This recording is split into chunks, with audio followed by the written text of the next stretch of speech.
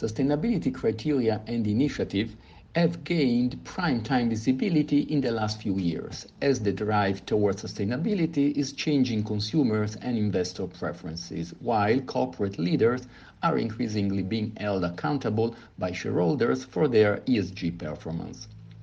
However, according to some common views, ESG is nothing more than a temporary seasonal fashion that unscrupulous firms are seizing upon to drive their profits.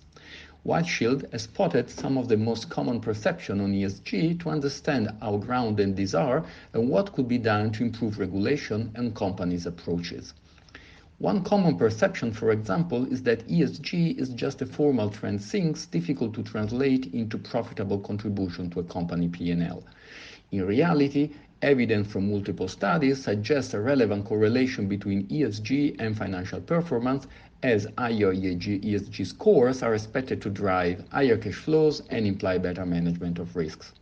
Another widespread belief is that ESG is basically greenwashing and implies that companies are falsely claiming that the products and services they offer are sustainable or green to capture clients. While greenwashing practices are allegedly used by several companies, analysts and financial authorities are becoming increasingly aware and intolerant of such behaviors, with penalties that have significantly hit the companies involved, as in the case of DWS Deutsche Bank or in that of Shell.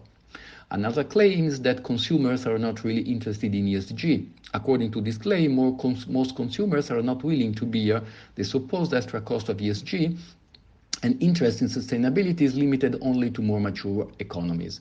On the contrary, recent surveys show that interest in ESG is increasing, driven by Generation Z consumers who are at the same time influencing Generation X segments, their parents, towards sustainable products and services.